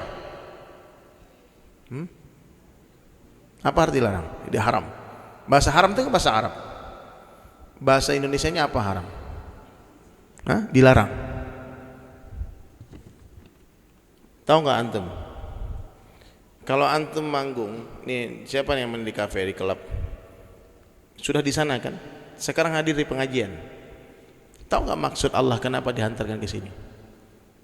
Supaya nanti malam kalau main ke kafe lagi dakwah di sana. Jangan suruh-suruh Agim, ustaz-ustaz lain ke kafe, jangan, kacau nanti. Nah, kalian beri hidayah DJ untuk dakwah sesama DJ, dakwah kepada orang-orang itu semua. Jangan langsung pergi sekalian, langsung pulang. Aduh, ini haram, ini saya pergi tinggalkan. Jangan, sabar di sana. Ajak orang sebanyak mungkin kepada Allah. Yang jelas kalau antum manggung di kafe, tempat klub, itu ada khalwat di sana. Ada ikhtilat, laki-laki perempuan bercampur baur, itu yang haram. Tapi kalau antum bikin majelis di diskotik, di kafe, ada hijabnya. Perempuan sebelah sini, laki-laki sebelah sini. Nah, mungkin itu tak ada masalah juga kan. Ya Pak ya. Tapi kan tak mungkin. Jadi gimana caranya? Alih profesi pelan-pelannya. Ya, yang bertanya ini alih profesi pelan-pelan. Tetap jadi musisi mungkin, tapi jadi penyanyi nasyid saja. Nasyid jangan remehkan Pak. Saya job manggung saya nih, banyak Pak. Besok ini kita mau konser lagi nih ke bau-bau ya. Ini Takaidah Pak. Berdiri Takaidah, sebentar. Takaidah nih, coba lihat. Ini artis loh. Takaidah ini ex vokalis Drive yang gantiin Anji di Drive. Sekarang Allah pun beri dia hidayah. Ya. Next undang Takaidah ya. Sekarang kalau dia ngomong, dia lama juga ngomongnya. Jam 3 saya harus jalan soalnya. Takaidah nih Masya Allah, suara dia bagus. Lagu terbaru beliau judulnya Akhirat Rumah Kita. Tunggu tanggal mainnya. Ya. Soleh. Hijrah. Dakwah ini agama tidak menjadikan pedagang jadi petani, petani jadi pedagang, tidak. Pedagang tetap jadi pedagang. Yang tadinya jualan narkoba sekarang jualan jamu. Tetap pedagang, jualan. Yang petani juga begitu. Yang tadinya dia tanam ganja sekarang dia tanam padi. Tidak merubah profesi seseorang, tetap. Saya seniman. Saya dulu Pak, kenapa saya pelukis kaligrafi hari ini? Karena dulu saya pelukis potret. Dalam Islam melukis potret ini pun dilarang, ada ikhtilaf juga. Ya. Saya ini pelukis potret spesialis cewek cantik. Jadi kalau teman-teman ini jangan harap saya lukis Bang, enggak ada gunanya. Enggak ada manfaatnya. Jangan harap. Kalau ada yang cantik-cantik langsung diam-diam. Kau berikan. Masya Allah. Kenapa saya dilukis Pak? Saya mau cerita ke tempat saya. Kalau benar-benar bidadari itu ada. Dulu.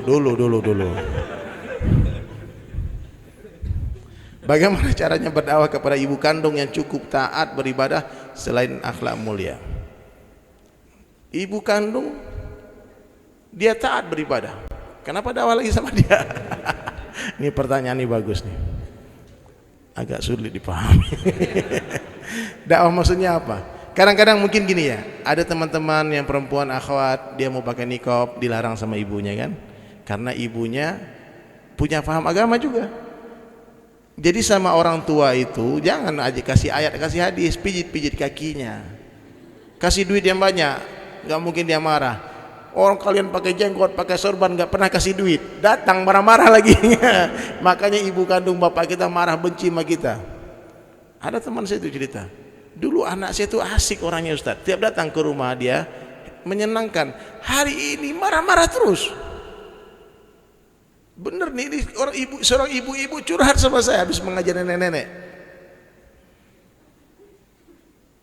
Ayah dia almarhum ini seorang penyanyi dulu. Kemudian dia ikut pengajian, dia bilang hasil jual beli musik itu haram. Kata ustadznya, haram. Dia pulang ke rumah kasih tahu ibunya, jangan ambil royalti bapak lagi Bu. Alat-alat musik peninggalan ayahnya mau dia bakar semua. Ibu tadi nangis-nangis, demi Allah dia nangis-nangis. Kenapa anak saya berubah habis mengaji Ustaz? Ada pengajian begitu Ustaz. Dulu dia anak baik, sekarang ayahnya dia caci maki. Gak tahu sekarang menjerit arwah ayahnya dalam kubur. Itu darah dia mengalir dari musik. Dari kecil dia makan minum susu dari uang mengamen ayahnya di tempat-tempat kawinan. Sekarang ayahnya dia bilang haram. Kenapa anak saya hilang akhlaknya? Sebetulnya mungkin anak ini niatnya juga baik. Datang ke ibunya mau berdakwah menyampaikan ilmu yang dia ketahui, tapi cara menyampaikannya salah. Kita kasih duit sama orang kalau pakai kaki nggak terima orang. Kecuali saya. Ente kasih duit sekarang pakai kaki, saya ambil. Nggak apa-apa. Tapi orang lain tersinggung Pak. Iya Bang ya. Kita ambil aja duitnya, bodo amat kan. Dia yang berdosa pakai kaki. Tapi subhanallah hadirin mulia. Jadi kalau ini mau menjelaskan ke ibunya, sayang ibunya, ajak ibunya ke pengajian itu, duduk. Mungkin kalau ibunya paham, ibunya akan buang sendiri itu alat musik. Menceritakan keindahan kepada orang buta sebuah pekerjaan yang sia-sia, tak mungkin dilakukan. Ya. Saya yakin itu ukhti itu yang diceritakan ibu tadi itu, niat dia ikhlas karena Allah untuk memberitahu ibunya, Bu, kita cari yang halal lah, itu penghasilan ayah saya kita dulu tuh subhat atau haram kata ustadz saya lebih baik mati kelaparan daripada makan royalti itu, tak usah diambil. Mungkin niatnya begitu, tapi mestinya dia pegang, dia peluk ibunya, dia pijit-pijit ibunya, dia sayang, diajak ibunya duduk di majelis taklim itu. Kalau ibunya yang paham mungkin lagi, maka perlu sabar. Ya. Timing. Dua kesalahan umat Islam hari ini, hadirin sekalian dengar baik-baik. Dua kesalahan umat Islam, yang pertama salah tafsir, yang kedua salah timing. Banyak yang salah tafsir, banyak yang salah timing. Belum waktunya, tapi sudah. Ini perintah jihad, Ustaz. Kita harus perangi ini orang kafir semua, Ustaz. Akhirnya dibom tempat maksiat. Benar itu perintah jihad. Memerangi orang kafir itu ada dalam Al-Quran. Tapi syaratnya sebelum berjihad itu, berperang itu dakwah dulu. Dakwah dalam jihad itu seperti wudhu sebelum sholat. Sholat tak pakai wudhu, nak sah sholatnya. Perang sebelum dakwah, ente belum dakwahi orang diperangi, tidak dikasih dia waktu berpikir, langsung diperangi, tidak sah itu jihadnya. Tidak sah sholatnya kalau nggak pakai wudhu. Meskipun kadang-kadang sepertinya yang langsung sholat itu anak patuh. Dua orang anak lagi main bola di tanah lapang, ada tai sapi di sana, ada lumpur banyak. Ayahnya teriak, nak sholat. Satu orang anaknya dibilang perintah ayah sholat, dia langsung masuk masjid, masih pakai lumpur, pakai ini semua.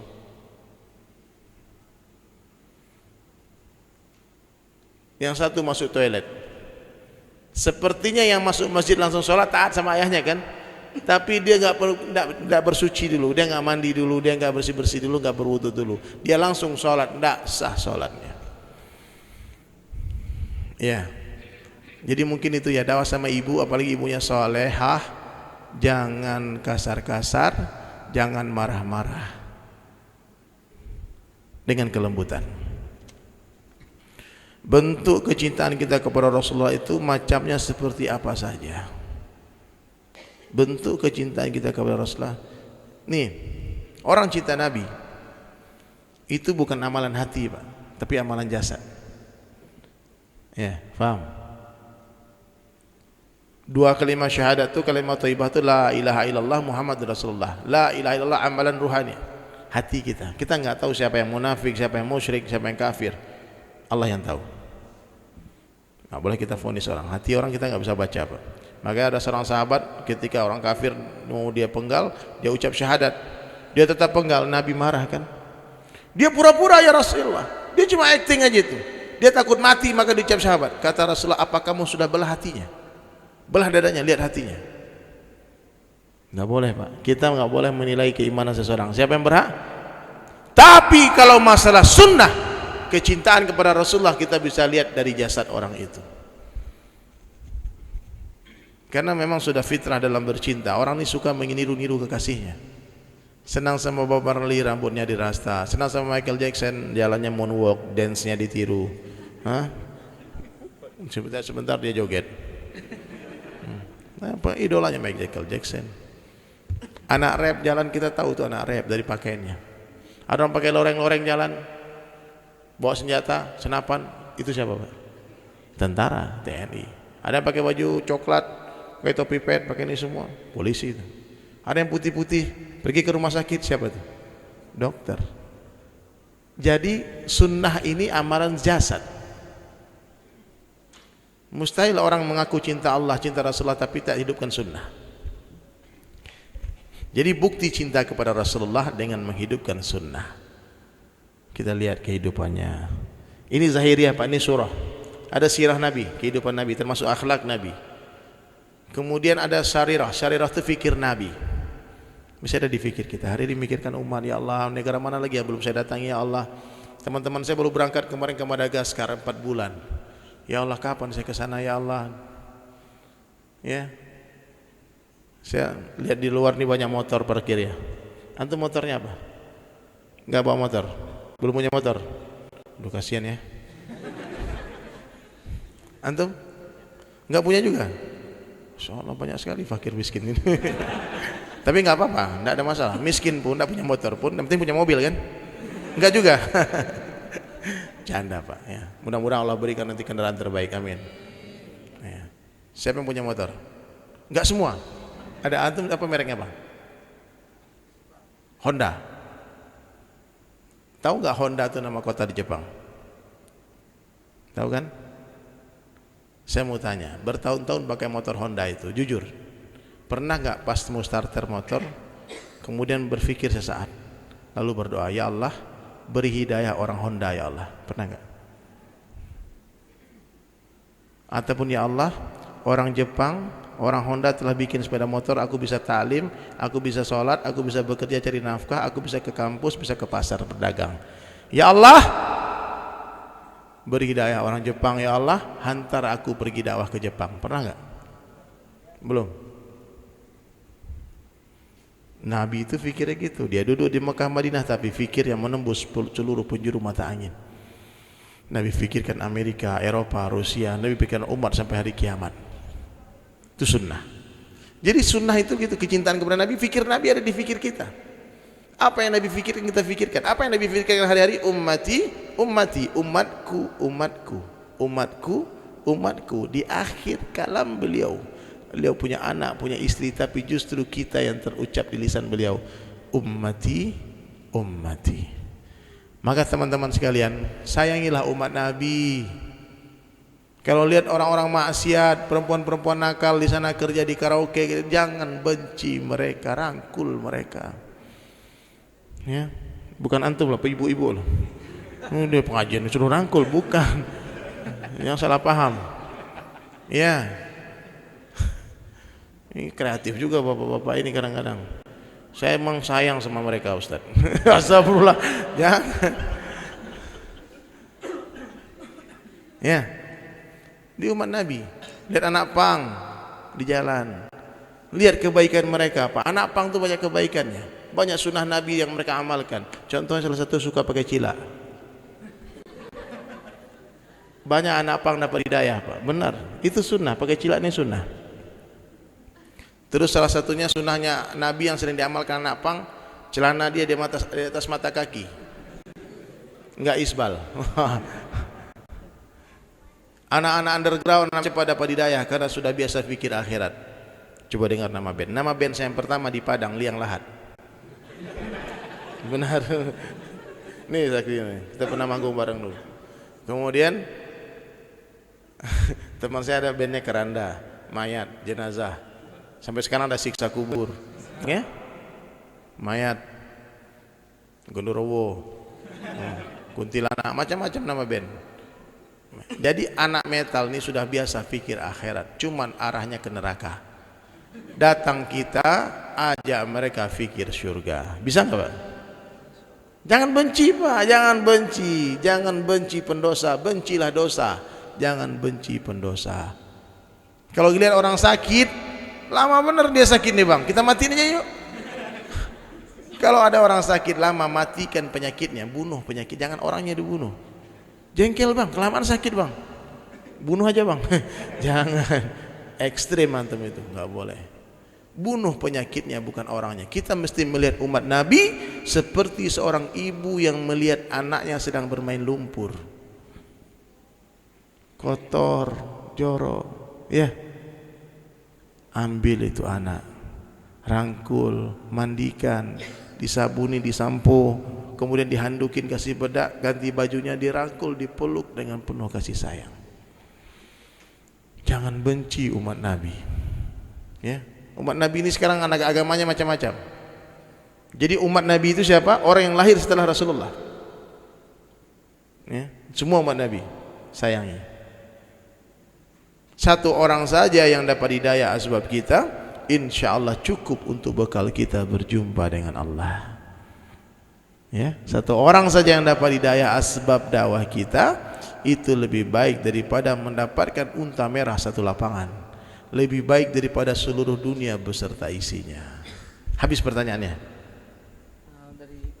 Audiens, satu pertanyaan lagi, ayo cepat. Antum laki-laki nggak ada yang bertanya? Apa saya yang bertanya? Ayo berani ke depan. Saya mau tanya. Ada hadiahnya, Ustaz. Alhamdulillah, tape. CD. Saya mau membuktikan kalau saya benar-benar artis.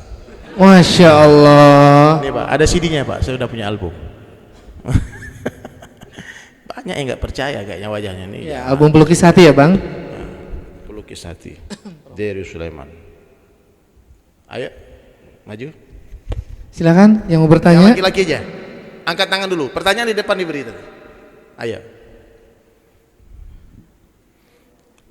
Ayo, ya alhamdulillah sudah ada yang di belakang ya. Sini, Silakan. sini. Silakan maju ke depan, Mas. Maju dulu. Perkenalkan nama, kasih mic Pak. Namanya siapa? Bismillahirrahmanirrahim. Assalamualaikum warahmatullahi wabarakatuh. Assalamualaikum.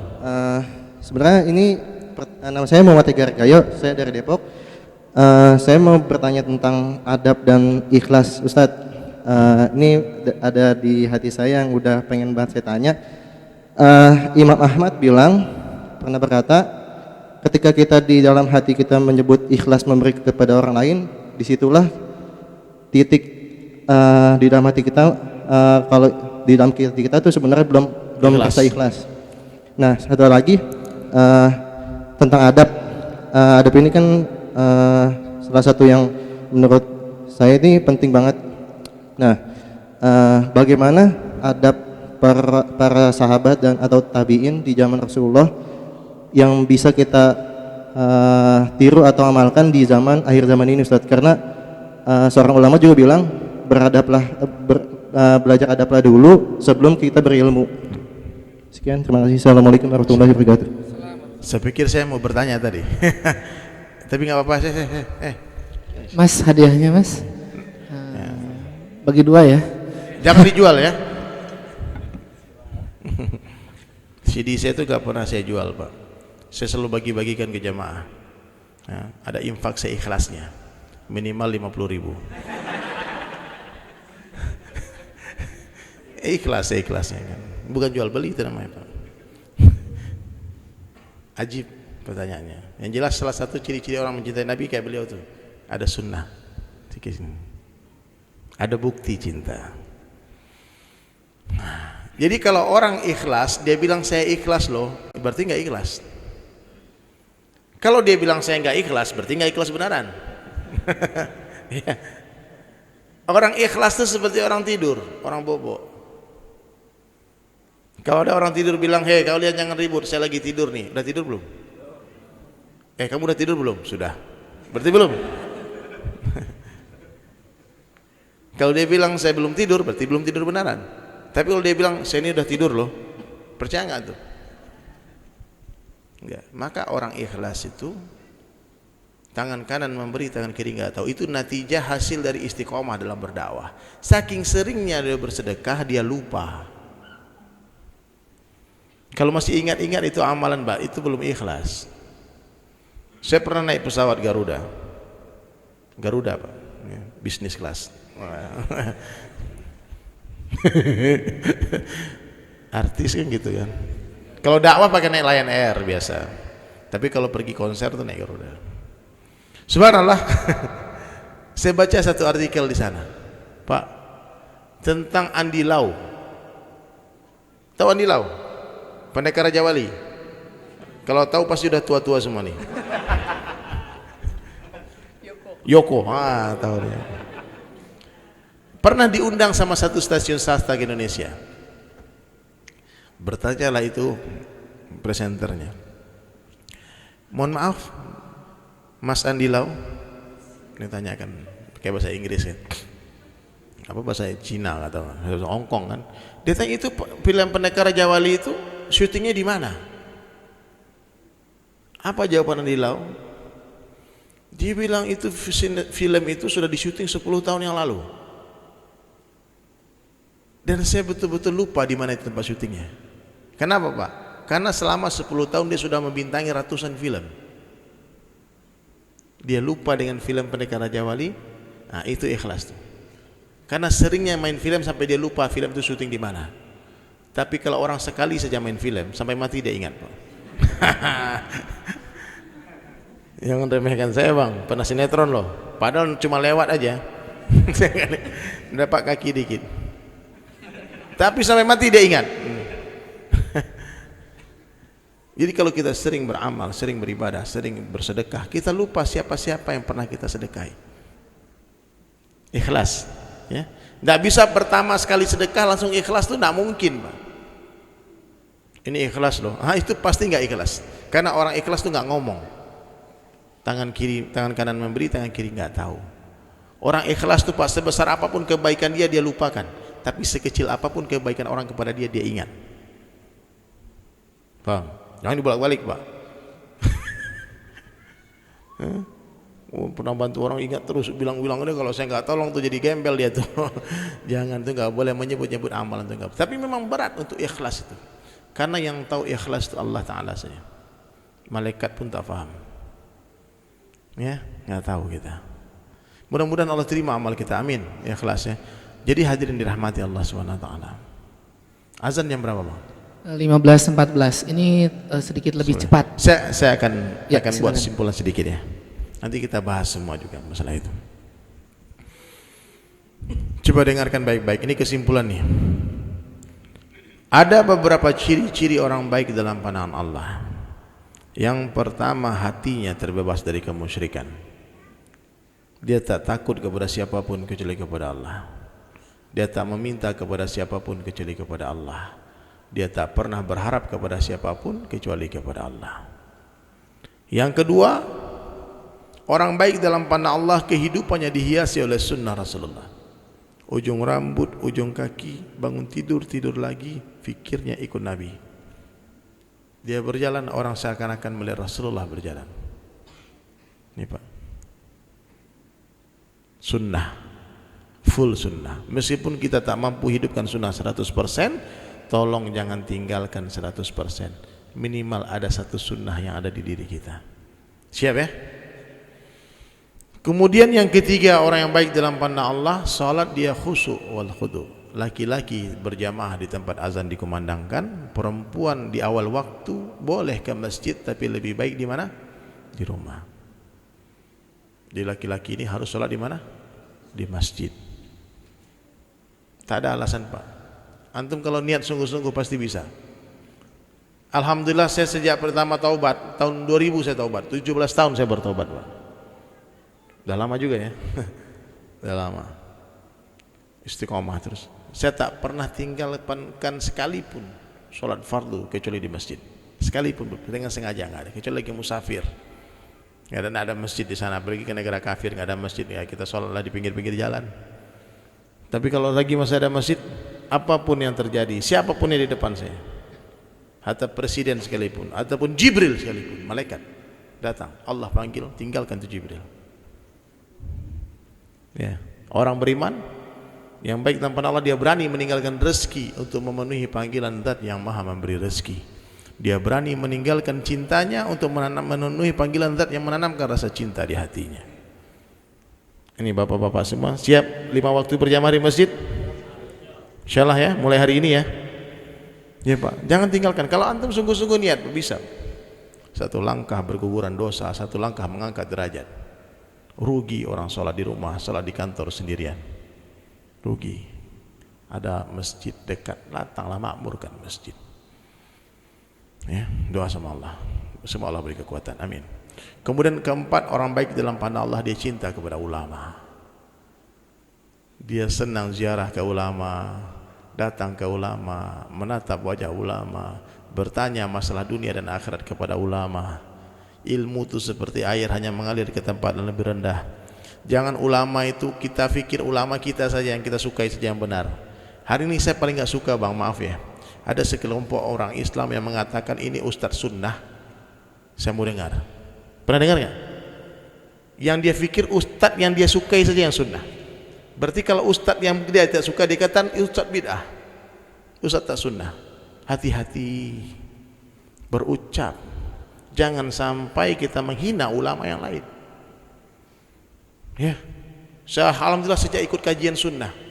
Itu memang kajian ini nggak sunnah nih. Kalau bukan kajian ini yang sunnah, maka kajian lain nggak sunnah. Nggak boleh. Kita bangga-bangga dengan kelompok kita, asobiyah.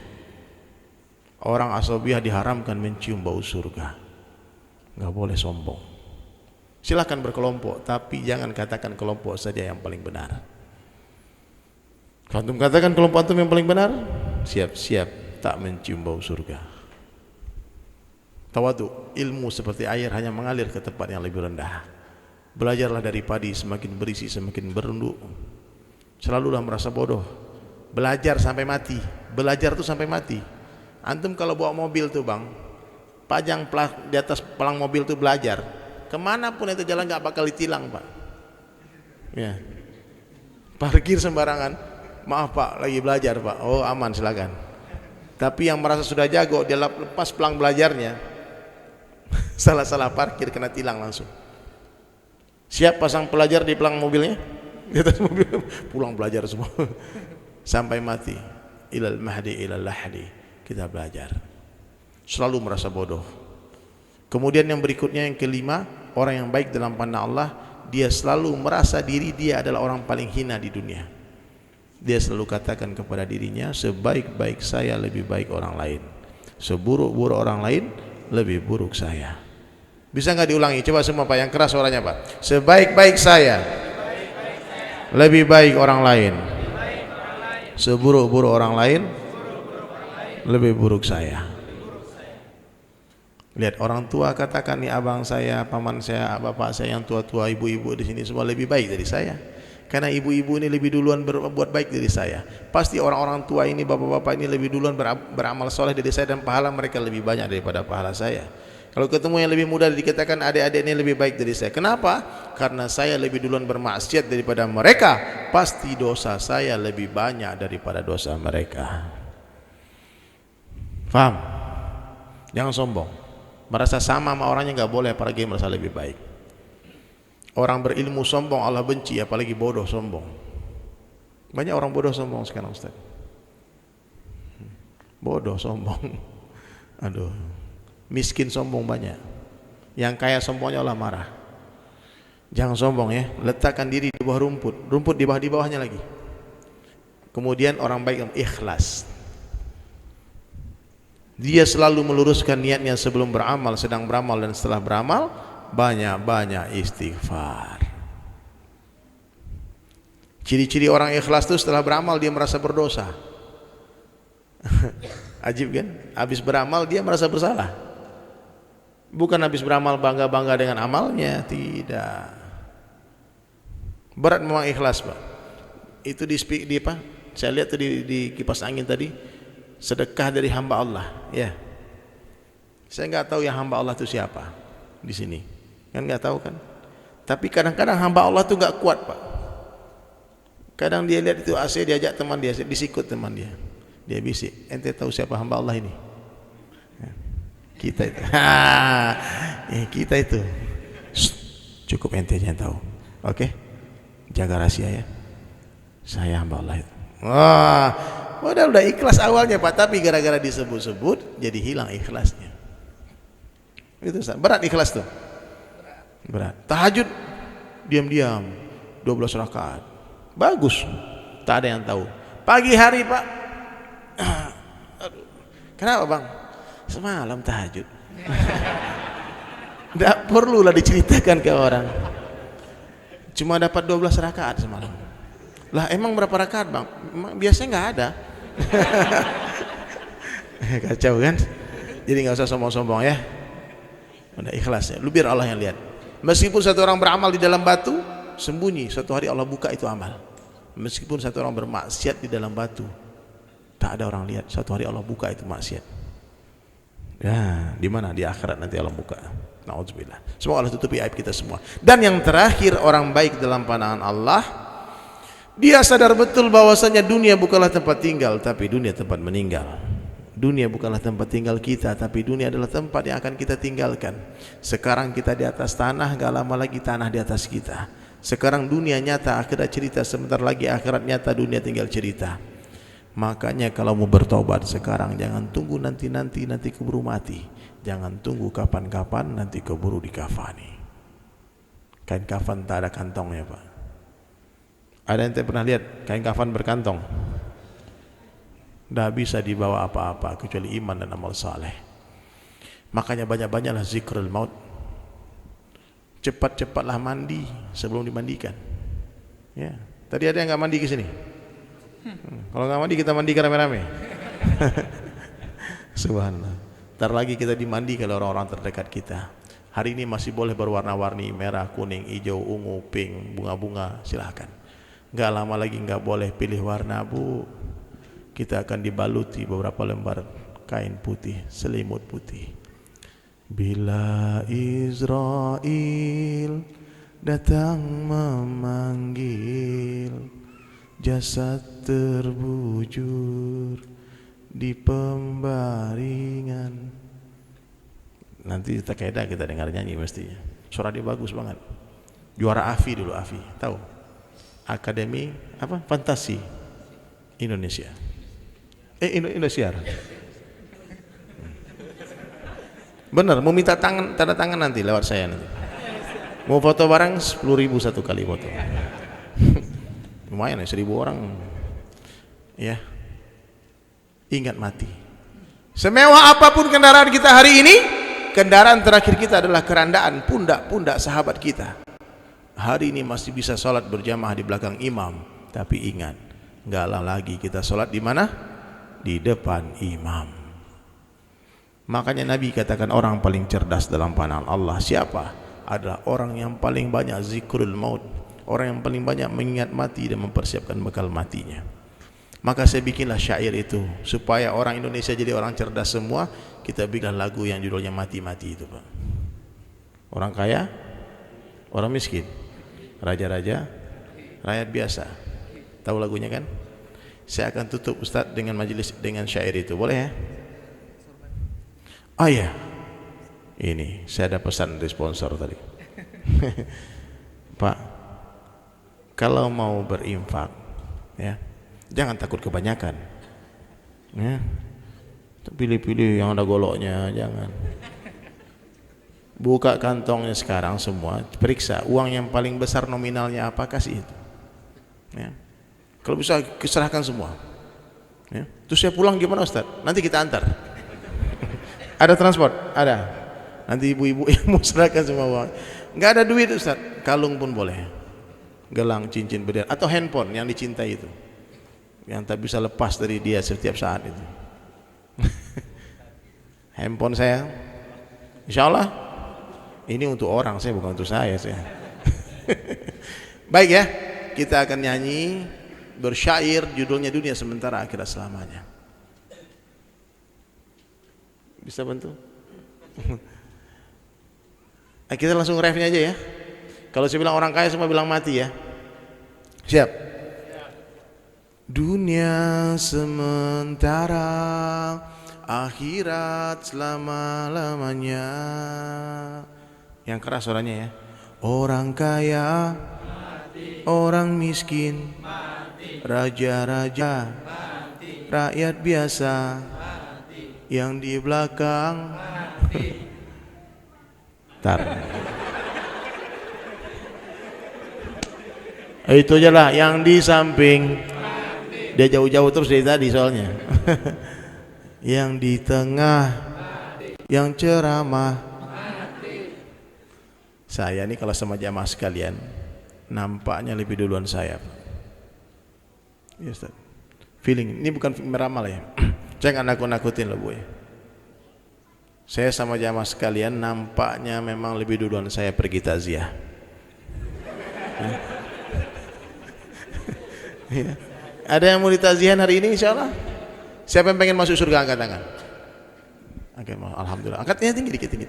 Pengen masuk surga. Amin. Semua akan masuk ke surga ya Allah. Yang mau berangkat hari ini siapa? Enggak mau. Siap. Kapan saja berangkat, insyaallah mati dengan husnul khatimah. Amin. Itu saja dari saya. Ambil yang baik, buang yang buruk. Sekurus-kurusnya ikan pasti ada dagingnya, segemuk-gemuknya ikan pasti ada tulangnya. Ambil dagingnya, buang tulangnya. Ambil yang jernih, buang yang keruh. Paham? Ya, itu saja.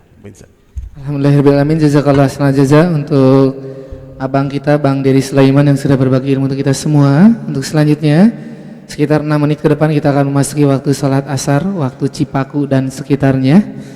Oleh karena itu untuk Bapak dan Ibu yang ingin berbagi rizki dalam bentuk infak, kami persilahkan kepada para santri yang sudah bersiap dengan sorbannya. Sekali kami haturkan terima kasih Bang Dery, semoga nanti ada kesempatan untuk hadir kembali dengan Darut Tauhid Jakarta. Dr. Hibur Ramadan insyaallah kita akhiri dengan baca hamdalah. Alhamdulillahirabbil alamin. Saya Iram Surahman pamit. Mohon maaf atas segala kekurangan dan kehilafan. Kita tutup dengan baca hamdalah. Alhamdulillahirabbil alamin. Subhanakallahumma wa bihamdika asyhadu an la ilaha illa anta astaghfiruka wa atubu ilaik. Wal afu minkum. Wassalamualaikum warahmatullahi wabarakatuh.